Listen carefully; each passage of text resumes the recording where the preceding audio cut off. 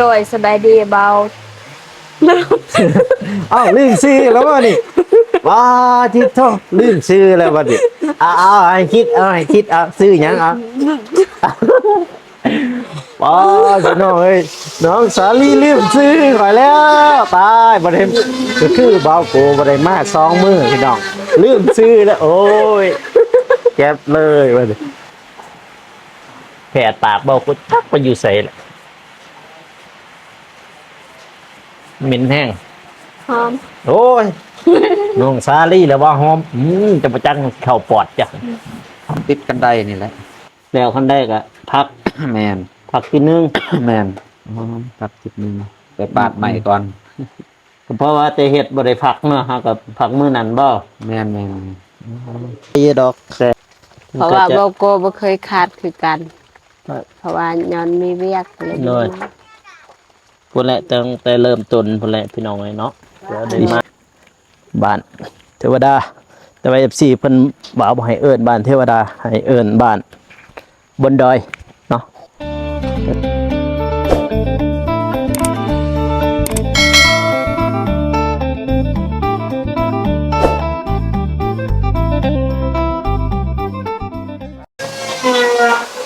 ป้าที่ชมพี่น้องเลยเนาะบรรยากาศมาอยู่ที่บ้านน้องสาลีพี่น้องเลยเนาะมาอัปเดตข่าวสารให้พ่อแม่พี่น้องเนาะที่ว่าหลายมือแล้วบ่าวโกที่บริมาอัปเดตเนาะพ่อแม่พี่น้องเนาะก็สำเร็จเสร็จสิ้นพี่น้องเลยเนาะทุกหลายมือ2 มือที่ว่าบ่าวโกบริมาพี่น้องนะก่อนอื่นก็กับทักทายสบายดีและสวัสดีเด้อพ่อแม่พี่น้องเนาะบ่ว่าสิอยู่ภายในหรือว่าต่างประเทศก็ยินดีต้อนรับเข้าสู่ช่องบ่าวโกสนบทสปปลาวเด้อพ่อแม่พี่น้องเอ้ยเนาะตุเรียบร้อยพี่น้องเอ้ยมาเบิ่งด้านในก่อนพี่น้องเอ้ยเนาะอัปเดตข่าวสารตุห้องเบาเรียบร้อยพี่น้องเอ้ยแอมก็เรียบร้อยละห้องแม่น้องสาลีหรือว่าห้องพระเฒ่าโกนี่เลยพี่น้อง ตัวท่าสีแล้วบ่นี่ท่าแล้วบ่นี่ท่าตอนไหนนี่ว่านนี่บ่แห้งแล้วสินะเรียบร้อย100%พุ่นน่ะอึบโอ้ยจังได๋เฮ้ยโอ้ยเฮ้ยเอาดีเฮ้ยเอาดีเลยห้อยมันจึงจะเป็นยังไงได้บ้างบ่ได้บ่ได้ก็เอาจะหน่อยทาสร้างแดงมาเห็ดฮึบโอเคตัวนี้ได้อยู่พี่น้องเลยเนาะอันนี้เป็นห้องของสแจวหรือว่าห้องพระเฒ่าโกนี่แหละพี่น้องเลยเนาะ ไปมาเบิ่งห้องพระเฒ่าใหญ่พี่น้องเอ้ยเนาะตุ๊เรียบร้อยแล้วพี่น้องห้องนี้น่าจะมืดเฮ้ยบาติโทกองแจงอยู่พี่น้องเนาะได้เรื่องบ่ท่าสีแล้วบ่ห้องนี่ท่าแล้วบ่เนาะ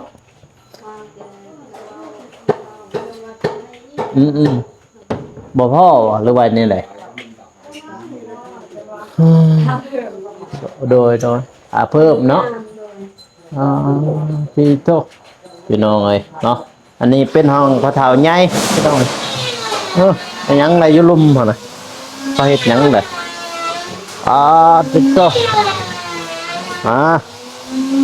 อันนี้ห้องน้องสารีพี่น้องเอ้ยมาเบิ่งผ้าแล้วบ่เนาะนี่ผ้าแล้วอ่ะคิดโซนี่กระท่าไม้อันนี้นี่แม่นบอกกระท่าไม้เบิดเพราะว่ามันบ่ได้เด้น้องไพ่ท่านี่ฮะไพ่พอได้ท่านี่ท่าไม้อันนี้มันอย่างเฮ้ยมันคือ มันอยากเปิดเนาะอ๋อจิเจ้ามาตรวจเช็คได้พี่น้องเอ้ยหลายเรื่องอยู่บ่แหละโอเคมาไปออกนอกออกด้านนอกหน่อยเรียบร้อยตอนนี้ลูกติงกับ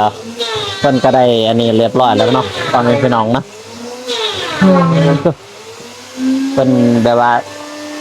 ใส่ลูกติงเรียบร้อยพี่น้องเลยเป็นใส่มือใดนี่เนาะลูกติงเนี่ยเป็นใส่ตอนไหนเนี่ยเมื่อวานเนี่ยบ่ โดย อ๋อมื่อนี่บ่อ๋อ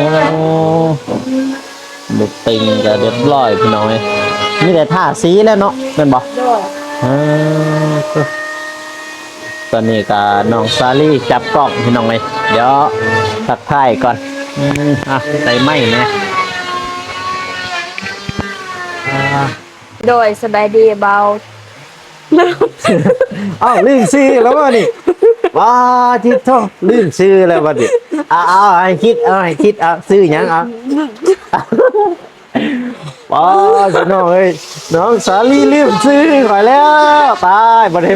ก็คือเบาโกบ่ได้มา2 มื้อพี่น้องลืมชื่อแล้วโอ้ยเจ็บเลยวันบ่ชื่อว่าเบาโกก็ลืมชื่อโอ้ยพี่น้องเอ้ยเนาะสบายดีผู้ใหญ่เพิ่นแหน่ โดยสบายดีเบาโกโดยสบายดีพี่เลี้ยงเจบุญและ FC ทุกท่านหรือว่าอยู่ในลาวและไทยและต่างประเทศและคนอยู่ในบ้านก็ขอสวัสดีสบายดีเด้อเบิร์ดสุขูสุคน โอ้ยป้าจิโตพี่น้องเอ้ยบ่าวกูบ่ได้มา2 มื้อน้องซาลี่ลืมชื่อป้าเจ็บเด้ป้าลืมเอาไงลืมชื่อบ่เฒ่าเนาะบ่แม่นบ่พอซะเนาะลงเอ้ยพี่น้องลืมชื่อแล้วบัดนี้เอาบ่ชื่ออีหลีอยู่นี่ ชื่อ ป้าจิโตบ่ได้มา2 มื้อลืมชื่อแล้วพี่น้องเอ้ยเนาะแล้วท่าสีไปท่าสีบ่เป็นจะท่าสีบ่ ภาษีประตู ป้าสบายดีเด้อสร้างโดยเฮ็ดหยังนี่เฮ็ดหยังนี่ฮะสิเมื่อบ้านแล้วเออเมื่อมื้อนี้บ่มื้อนี้เฮ็ดหยังในมื้อนี้นี่ใส่ลูกติงอ๋อยังแต่ภาคเบื้องนั้นบ่บ่ได้ใส่บ่เอาไปหยังเทือนครัวโอ้ทางนั้นบ่เกษตรเทือนครัวอ๋อโอ้โดยถ้าเสียเทือนครัวเบื้องนั้นพี่น้องเนาะเดี๋ยวมาท่าซีก่อนนี่ท่าซีเนาะท่าซีสแลดทาให้มันเหลื่อมคือน้องซาลีทาเองเลย ถ้าเองไม่รู้ มาเดี๋ยวไอ้ท่ามาห้องเบากัวต้องเบากัวท่าพี่น้องเลยเนาะมาท่าเราไปทางไหนนี่ ผ่าน ท่าทางนอกมันท่าประตูก่อนโอ้ยของเราก็ต้องท่าให้มันงามเลยปะโตแผลปากเบากุจักไปอยู่ใส่แหละเหม็นแห้ง หอม โอ้ย น้องซาลี่แล้วว่าหอมจะประจังเข่าปอดจ้ะโอ้ยโดนบะไรนี่จ้ะที่เข่าปอดได้เนาะตัวนี้นี่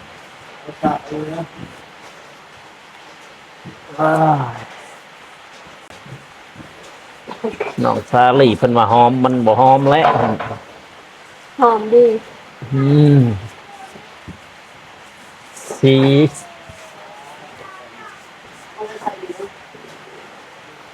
มันนี่ท่าสีพี่น้องเลยเนาะสร้างพันใส่ประตูแล้วเมื่อใดเนี่ยเมื่อวานเนี่ยบ่ กะมีซื่น โอ้ มีหวานเยอะแล้วแหละเดี๋ยวโดด อย่าลายเฮ้ยป่ะสีเพิ่นซื้อมาจากตุกนี่ สอง 2 ตุกบ่ โดยแต่หนึ่งเบิดแหละ นึ่งเบิดแล้วบ่ โดย บ่ได้ป่นอีหยังเลยบ่เนี่ย บอก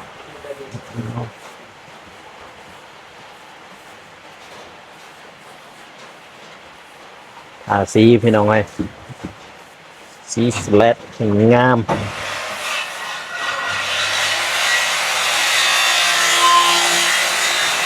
ต่างเพิ่นก็ยังเฮ็ดเวียกอยู่เพิ่นก็เฮ็ดเวียกของเพิ่นปึ๊บอับ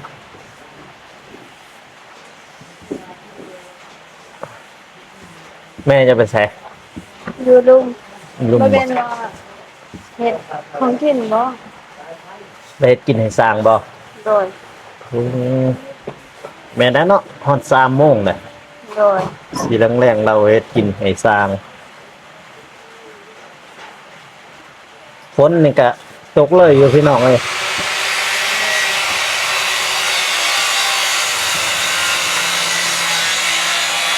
ฝนตกคู่มือบ่ทันนี่ สิมาสิฮอดเดือนเจ็ดจ้ะ ฮะ สิฮอดเดือนเจ็ดก็ตกคู่มือแห้งเดือนเจ็ดแห้ง เออ เป็นเจ็ดเป็นแปด ยามฝนแล้วพี่น้องเลยเนาะทางนี้ทางลาวใต้เจอฝนแล้วบาดนี้โอ้ยเมนเด หอม นอกซาลีก็ว่าหอมเองเลยจะบ่จักมลพิษ ตัวนี้แหละสิเข้าปอดเข้าดังโอ้ย งาม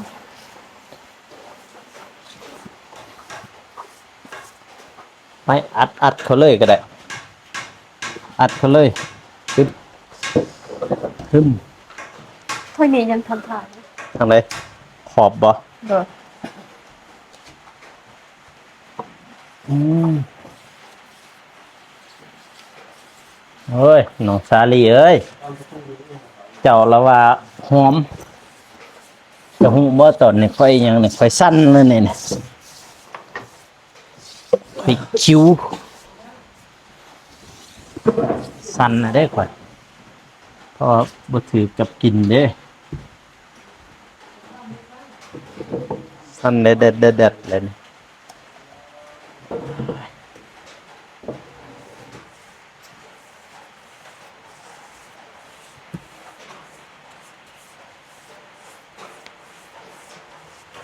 สั้นเฮ็ดหยังยังบ่ถือกันก็หน่อยวินหัวได้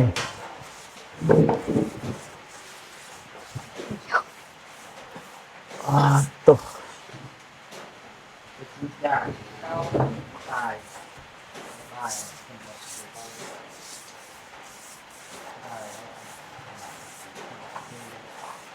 ตาย เพราะว่ามันกินมันมีสารพิษเด้ก็ให้ถ้าต้องใส่แพทย์ปากอย่างพักแน่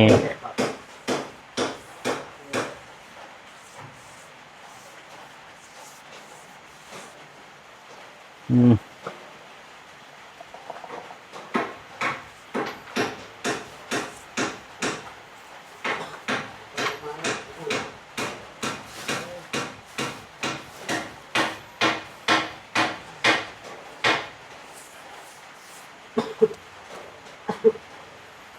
มันบ่แม่นเรื่องหอมจังได๋ที่เด้อ สเกา อ่า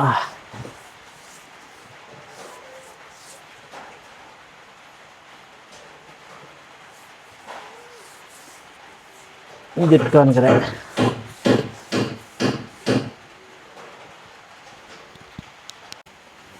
ว้าพี่น้องเลยเนาะต้องเลยใส่แพทย์ปากเลยได้บัดนี่บ่ไหวผิดใส่แพทย์ปากแล้วพี่น้องเอ้ยบ่ไหวบ่ไหว อ๋อเสียงลงเลยจ้าอืมถ้าจะเซ็นแล้วลงก่อนลงไปเลยเห็นงามบาทเดียวก็ยังสิบบ่แล้วเลยนะ บินหัวพี่น้อยเนาะเพราะว่าเบาโกกับบ่ถือกับสีปานใดบินหัวนี่เพอแรกๆบ่ทันได้ใส่แพทย์ปากเด้ตอนนี้ใส่แพทย์ปากแล้วก็โอเคนะจักหน่อยนี่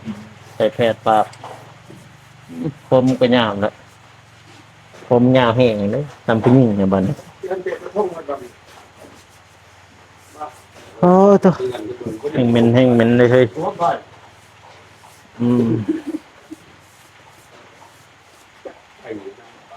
สั่นเลยยันสั่นอ๋อตัวก็สิแล้วบานประตู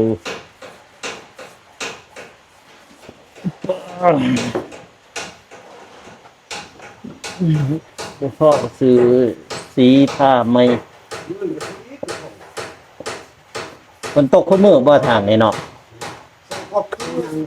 ว่านนี่ตกบ่ โต๊ะ ว่านก็ฝนตกอยู่มาพี่น้องเลยเนาะบ่โกกับบ่ถือกับซีสมบัติเนี่ยสบายดีเด้อสร้างแดง โดยสบายดี บ่ถือกับซีเลยวิ่นหัวเลย แม่น เพราะว่า อืม ฮะเจ๊เครื่องไปใช้เลยบัดนี่ไปแล้วบ่ใหญ่แล้วบ่เออสิกลับมื้อนี่ แม่น มื้อนี้เนี่ย กลับมาบ้านแล้วเพิ่น อ๋อเรียบร้อยบ่บัดนี่เพื่อนนี่ เรียบร้อยยังแตะกระไดเพิ่น แต่บันได แม่น เอ้าเครื่องไผอยู่หลุมบ่เปียกแล้วบ่ บ่น้อง บ่เปียกเบิดแล้วบ่มีแล้วกับไข่แล้วหั่น ใครบ่เป็นหยังดอกแค่นี้หั่นแหละ นี่นะ มันเปื่อย เท่ามื้อนี้เฮ็ดอีหยังแม่มื้อนี้ ติดลูกตั้งนี่ลูกติ่ง ลูกติ่งนึงบ่ตอนนี้นำบ่ แม่น อืม ติดแล้วก็ยังกระไดเท่านั้นมื้ออื่นก็แล้ว ลูกติ่งก็สำเร็จแล้วติเนาะ แม่น เดือดแต่ทาสีเนาะบัดนี้เนาะพี่น้องเลยเนาะลูกติ่งเพิ่นก็ทาอันนี้ติดเรียบร้อยเรือนั่นแต่ทาสีพ่ออยู่บ่เรือบ่ลูกติ่งนี่ ใช้กันได้พอ โอ้ยังสิใช้คันใดอีกบ่เนี่ย แม่นแต่ว่าคันว่าใช้ทั้งพนักหันบ่พอ อือ เพราะว่าเฮาบ่ได้ไล่ทางนั้นเพราะว่าสิเฮ็ดเรือนครัวน่ะเลยบ่ได้ไล่ไล่แต่ข้างเดียวนี่แหละ ก็คือเบื้องนั้นเราเศษเฮือนครัวเนาะ แม่น เราเศษเฮือนครัวเบิ่งหั่นแล้วสิต่อบัดนี้อายเองบ่ว่าสิต่อหั่นเป็นข่าวดีฮะ แม่น อ๋อเพิ่นไล่ราคาเรียบร้อยแล้วบ่ทำจักเม็ดเด้อเพิ่นสิต่อ เบาหนองว่าหาเม็ด 5เม็ดบ่ หาคูณ4 5คนสิก็ต้องได้ซื้อใหม่ซื้อหยังตอกต่างหากแล้วเนาะ แม่น อืม อันนั้นสิพอพักก่อนจักอาทิตย์หนึงไป อ๋อ ปาดใหม่ก่อน เออ เพราะว่าเฮาก็หาเงินไปนั่นแน่พอได้แก้ไข โดย นั่นซะ ไม่เนี่ยของอายเองบ่สิเอาของอายเองเนาะ แม่น อ๋อไม่ของเราเองพี่น้องเอ้ยวันนี้มื้ออื่นก็มาแล้วเนาะมื้อเนาะ มื้อนี่มาติดกันได้นี่แหละ แล้วคันได้ก็พัก แม่น พักทีนึง แม่นพักอาทิตย์หนึงไปปาดใหม่ก่อน ก็เพราะว่าแต่เฮ็ดบ่ได้พักเนาะฮะก็พักมื้อนั้นบ่ แม่น แต่เราเฮ็ดมาหันบ่ได้พักพี่น้อยพักมื้อหนึงมื้อเฮามาไทยครับบ่เตียงมาสิมื้อก่อนเราสิกลับพักมื้อน่ะปวดแพทย์ปากมาวันใดก็มึมเลยกินถูกสีเพราะถ้ามิดบ่ได้ใช้แพทย์ปากวินหัวที่บัด แม่น ดมเข้าไปสำเร็จสิ้นพี่น้องเลยเนาะเอื้อนเทวดา เขาว่าบ่ให้เอิ้นเทวดาเอื้อนบนดอยเกิน เฮินบนดอยแม่นแล้ว เอื้อนบนดอย เทวดานี่สูงเกินไป แม่นเห็นเขาเจ้ามิ่นไว้เบาโกก็บ่เอิ้นเอื้อนบนดอยว่าซั่นไป กินเทวดามันสูงเกินไปครับว่า เอามาเบิ่งว่าเฮือนเขาทางสำเหนือก็คือกันได แม่ เขาเฮ็ดเป็นพักเป็นชั้นเป็นชั้น แม่เป็นอยู่ เป็นอันนั้น เมื่อผู้สร้างเสียงควางแห่งคัก นี่ เจ้าเฮ็ดทางนั้นตามดอยจังซี่แหละตามดอยเป็นจังตามปู่ตามผา มัน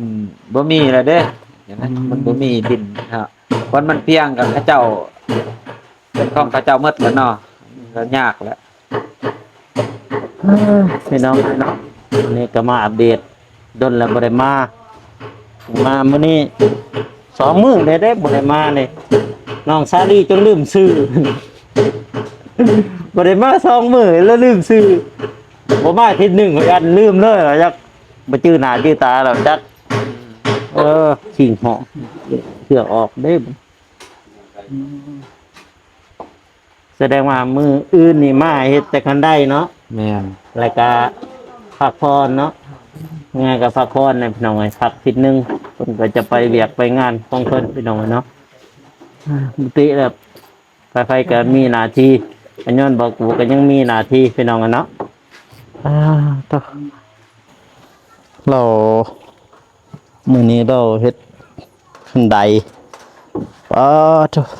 มันเหลือแต่บันไดนี่แหละพี่น้องเนาะแนวบันไดก็สำเร็จสิ้นพี่น้องสั้นเลยถือกินกับสีติดตัวสบายดีบ่าวนุ่ง โดยสบายดี ตัวมาจากม่วงไหนมาจะเช้าบ่ ก็บ่เศร้าเนาะเป็นไงเนาะเพราะว่าแวะหาทางหนองบองเพิ่นเลย อ๋อ ก็เลยว่ามันมาแต่เช้าแล้วมาแวะหาหนองบองตอน11 1 โมงนะประมาณ10 โมงแหละ 10 โมง 11โดยออกมาก็10 โมงเลยก็แวะหาหนองบองก็ชั่วโมงปลาย สำเร็จเนาะบัดนี้เนาะ เล่นหน่อยตั้งแต่ที่เพิ่นได้แหละมื้ออื่นเพิ่นเฮ็ดก็ ตั้งแต่ตีน แล้ว ตั้งแต่บันไดพี่น้องเนาะแล้วนั่นก็สำเร็จเสร็จสิ้นโอ้เบื้องนี้ค่าสิต่ออันนี้บ่ต่อเป็นครัวบ่เบิ่งนี่นั่นบ่ ว่านั่นแหละตามงบเพิ่น จักเม็ดพื้นจักเม็ดบ่ ก็ประมาณ4และ4คูณ5 4คูณ5คูณ4พี่น้องเนาะค่าสิต่อได้ยินสร้างแดงเพิ่นสิพักเวียกบ่มื้ออื่นบ่แม่นบ่ เพิ่นเฮ็ดแล้วนี่เพิ่นก็พักแล้วนี่แล้วนี่แหละเพิ่นก็พัก ให้เฮ็ดบันไดนำบ่ นี่แล้วมันได้เนี่ยเพิ่นก็พักเพราะว่ามันก็หมดได้เวียกละ แม่ หม น ดมาให้ก็มันแล้วนี่คือว่าซำนี้แหละแล้วหมดเลย อันนี้มันเหลือบ่หั่น ไม่ใช่ละไม่ใช่ละนี่ก็บ่เรือดอกขอใส่นี่เด้ สิแอมเพิ่นครัวบ่โดยสิแอมเพิ่นครัวพี่น้องเนาะทีมงานเฮาเด้ไปใส่เบิดเลยทีมงานเฮาประตูนไปใส่เมื่อกี้นี่ไปเห็น เอาต้นไปหาน้องห่าน อ๋อไปถ่ายน้องหาน ด้วย อ๋อไปถ่ายน้องหานบาดเจ็บเด้ เจ็บกันหูจะไปทางบ้านเดิมนี่ขอไปหาเดิมนี่แหละ โดย มันก็ อืม เพราะว่าไปหาคุม ไปหาครูฮักอีกเลย เออ เดี๋ยวเราก็ไปหาครูฮักคือกันนั่น เดี๋ยวเดินเดี๋ยวรถไปหาเพื่อนไป โดย เขาจะหอดเข้ามือเพื่อนนะ โอ้ยบ่ได้มา20,000เนาะชาลีจนลืมซื้อ ลืมซื้อแล้ว ลืม จะได้ ฮะ จะได้ บ่เอิ้นน่ะนะลืมเลยนะลืมมาซื้อเนี่ยมาบ่ได้มา20,000ลืมฮอดซื้อ ได้มาเดือนหนึ่ง บ่มาอาทิศนึงนี่ก็ยัน ไปจื้อนาเลย บ่จื้อหน้าเลยเดี๋ยวเข้าไปหาแล้วก่อนโดยต่อให้น้องไงเนาะไปเข้าไปหาทักทายทักแม่น้องสาลีก่อนพี่สำเร็จสิ้นบาทสบายดีเบ้างตัวห้องเพลงนี่ห้องเป็นมาเพลงมาจะให้เงินมาอันห้องเพลงมาบ่ห้องบ่ห้องบ่อีหลีบ่ใส่เงินนะห้องเพลงนะห้องเพลงบ่เตียงนะเอ้ยเราบ่ห้องเพลงแล้วบ้านนี้เข้าไปทักทายทั้ง แม่น้องซารีกันพี่น้องเนาะหลายมื้อหลายวันบ่ได้มาตัวใส่ไม้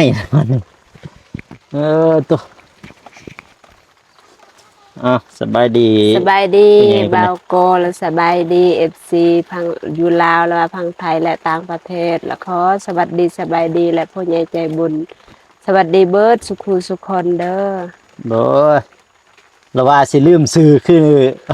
น้องซาลีน้องซาลีเราลืมซื้อกันแหละบ่ได้มา2 มื้อลืมซื้อพี่น้อย เราว่าจั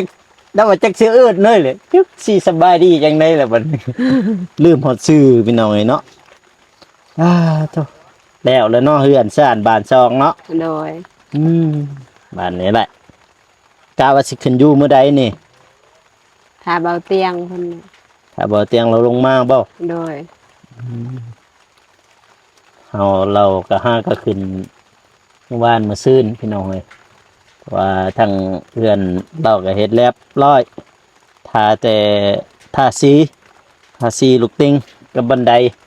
ก็สำเร็จพี่น้องเลยเนาะฝนตกเบัดมือบ่ โดย เมื่อวานก็ตกมาเมื่อวานนี่ อันนี้ก็ตก เมื่อวานนี่ก็ตกมื้อนี้ก็ตกอีกได้ยังให้สร้างกินมื้อนี่ อันนั้น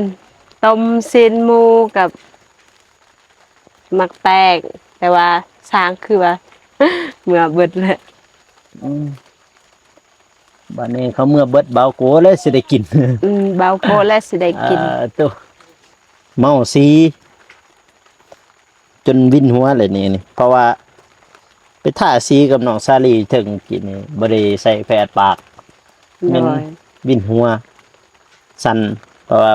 บ่ถือกับกินสีพี่น้องสีแล้วท่าสีอยู่ถึงจบเรียบร้อยพี่น้องเนาะเอิ้นซานเพิ่นยังอีกบ่หลายมื้ออื่นก็คงแล้วประเดี๋ยวพระเจ้าและสิได้นอนเฝ้าอยู่ในหั่นในห้องเทึงครับเคยนอนหรือบ่อยู่ไหนเลยว่ายัง เคย เคยแหละ สองคืนแล้วนอนช้างเมื่อบ้านแต่ว่าเมื่อคืนนี้บ่ได้นอนเพราะว่าเขาบ่สบายเมื่อนั้น เมื่อคืนนี้ทางนอนบ่ บ่ บ่มีไฟนอน บ่มีไฟนอน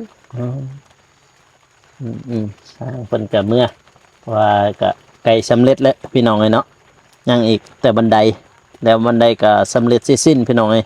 เพิ่นก็จะเมื่อพักผ่อนหาลูกหาเมียแต่ว่าเฮ็ดภารกิจหน้าที่ของเพิ่นอีกทิศนึง แต่ว่าเพิ่นจะเลื่อยไม้มาเฮ็ดเทือนครัวพี่น้องเนาะตัวเรียบร้อยแล้วพี่น้องฝนก็ลินเลยอยู่ทีมงานก็บางคนก็มาบางคนก็บ่ได้มาคือเบาโกก็อยู่ไกลเนาะอยู่ไกลก็อีกอย่างก็ฝนตกก็เลยบ่ได้มา เบาโกคาเวียก สาเวียกพี่น้อง เบาโกบ่คาเวียกเบาโกมา โดย FC ก็เห็นใจอยู่ดอก เพราะว่า ก็จะ เบาโกบ่เคยขาดคือกัน เพราะว่าย้อนมีเวียกเลย โดย พุ่นแหละตั้งแต่เริ่มต้นพุ่นแหละพี่น้องไอ้เนาะเดี๋ยวได้มาตัวสำเร็จเสร็จสิ้นพี่น้องไอ้เนาะมีแต่จังสั้นแหละ โดย ฝนตกเดียวเขาไปถ่ายน้องซาลีต่อ โดย น้อยเนาะอัปเดตข่าวสารพี่ฟันหน่อยฟันกุ้มห่วยมันยังอีกทางไหนบ่อยากมืนบ่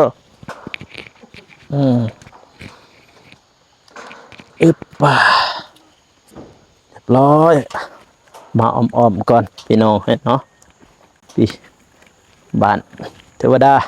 แต่ว่า FC เพิ่นบ่าวบ่ให้เอิ้นบ้านเทวดาให้เอิ้นบ้านบนดอยเนาะก็สำเร็จเสร็จสิ้นแล้วเด้อ FC ทุกท่านหรือว่าพ่อแม่ผู้ใหญ่ใจบุญที่รับชมตอนนี้เนาะก็สำเร็จเสร็จสิ้นพี่คลิปนี้ก็บ่าวกูก็สิจบไปเพียงเท่านี้เด้อพ่อแม่พี่น้องเนาะก็อย่าลืมฝากกดไลค์กดติดตามเพื่อเป็นกำลังใจให้บ่าวกูและก็ทีมงานเนาะแล้วก็น้องสาลีเนาะฝันของน้องสาลีเป็นจริงแล้วพี่น้องเนาะสำหรับคลิปนี้ขอกล่าวคำว่าสบายดีพี่น้องแล้วเจอกัน EP หน้าเนาะสำหรับคลิปนี้บ๊ายบาย